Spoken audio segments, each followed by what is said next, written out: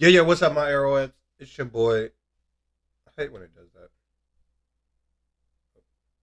It's your boy, the Archer of Truth, Red Arrow, back again with another death battle synopsis. As we getting the next death battle is going to be Marvel's Blade versus Buffy the Vampire Slayer. Woo! I cannot wait for that. I'm definitely going to, since we're like 2 more days before October, I'm going to put on my vampire cape and my vampire fangs to support my brother Blade. So we're going to get a small summary of Blade, and then we should be in a couple more days. I don't know when. It should be. Usually, I think they drop them like their little small synopsis about each character a couple days before they drop the death battle. So I think we should be getting it either today or tomorrow for Buffy, and I'll give y'all that one too. So let's get into it. I want to thank y'all for coming by. Red Arrow Reacts. Your boy trying to get to 100 subscribers. I'm at 91 subscribers. If y'all didn't see my other video of Ruby versus Maka, which I'm still calling cap on that. But let's get into it. They are known by many names. Revenant, Vortalok, Nosferatu. Vampires! When the moon is out and the night is young, these undead demons are out for blood. Yeah. Fitting then that the greatest foe of those who stalk the night is the one who can walk the day. Blade. Daywalker. Is that really his costume? That's crazy. That was his costume now back there's then. a man who doesn't file his taxes. And Blade is one of... It's funny. Just imagine if we would have got that his comic book outfit, that one, in the Blade movies. I think that would probably wouldn't look good, because a lot of superhero outfits back then looked as shitty as hell. And that one, whoo, especially with the afro. I mean, the afro, you could pull the afro off. If you really think about it, his comic book outfit is kind of what his black outfit is.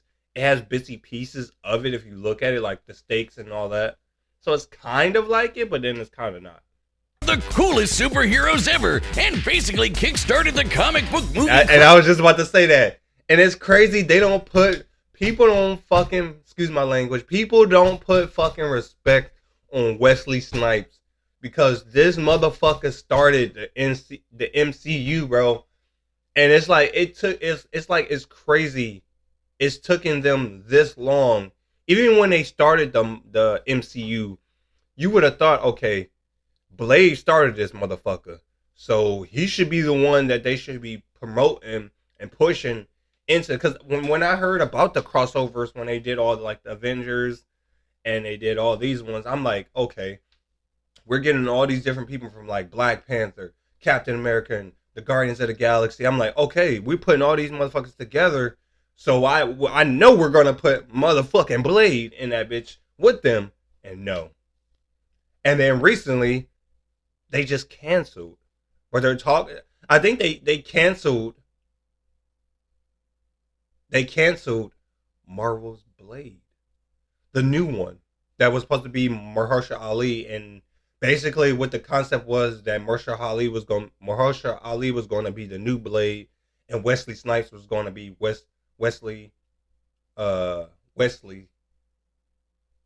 forget his name. Yeah, it's Wesley. I think it's Wesley.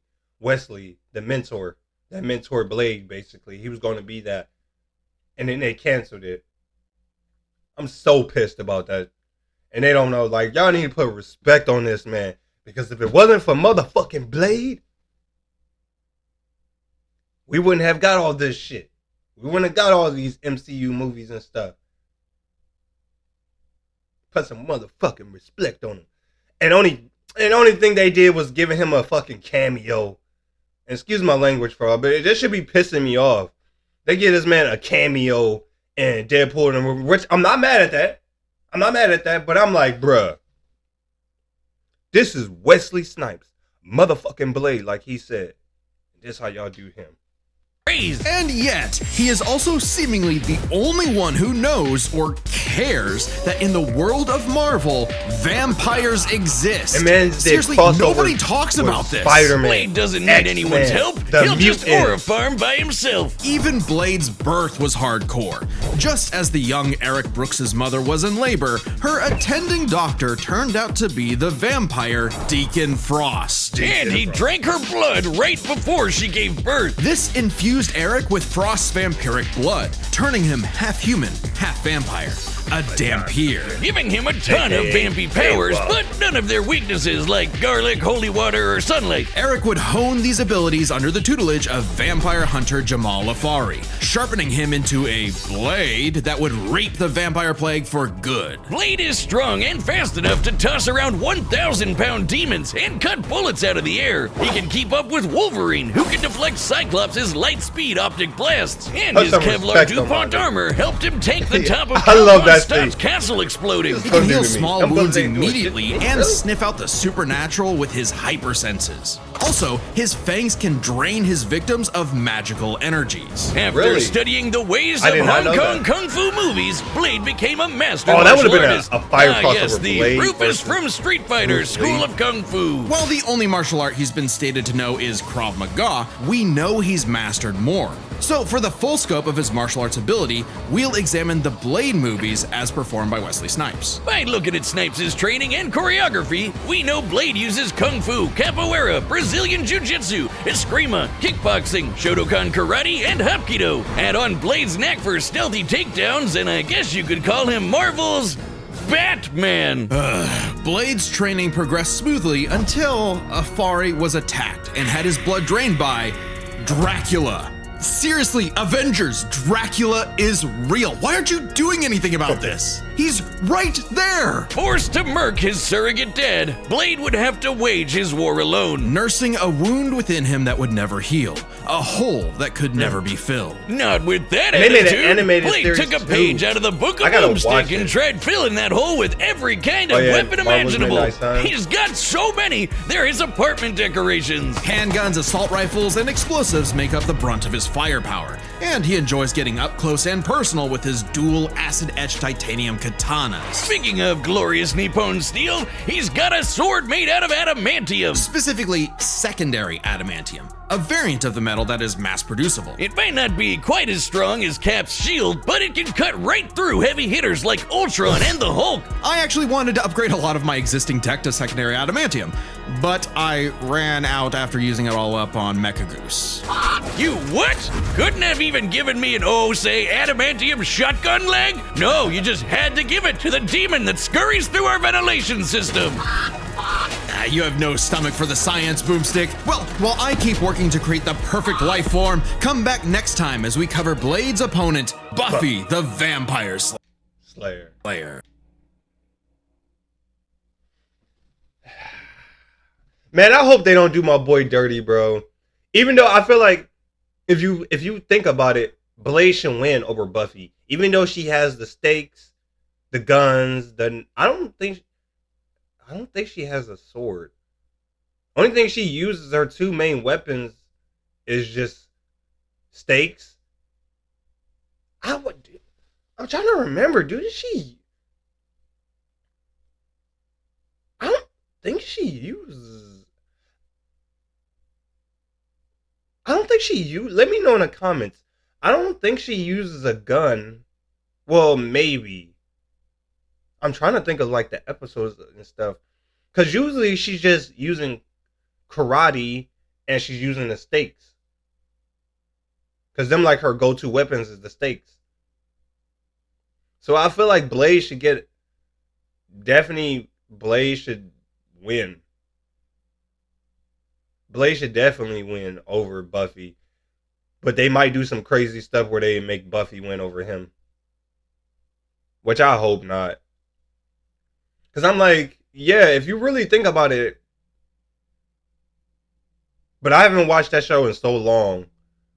But if I'm remembering correctly, let me know in the comments. I might be wrong. I feel like the only weapon she has is just the stakes and her kung fu that she used throughout the show. And she probably occasionally probably picks up other weapons, like basically like how Michael Myers and Jason does, where like their go-to weapons, like Michael's is a knife, but he'll use other weapons if he can't get a knife. Same with Jason, if he can't use his machete, he'll use other weapons, but that's not his go-to weapon. And Buffy's, her go-to weapon is the double stakes, and probably garlic, or not garlic, holy water, but that's not like her main weapon. Let me know in the comments below. While y'all down there, make sure y'all get your arrows. Shoot it at the like button. Shoot it at the subscribe button. Become a member of the Arrowettes. It's your boy, Red Arrow, a.k.a. the Archer of Truth. And I want to thank y'all for coming by Red Arrow Reacts. Alright, out of here. Red is out. And like I always say, get your arrows. Arrows up. Arrows down. We out. Make sure y'all get y'all arrow. Pull that boy. Shoot it right at the like button, subscribe button, and become a member of the Arrowettes.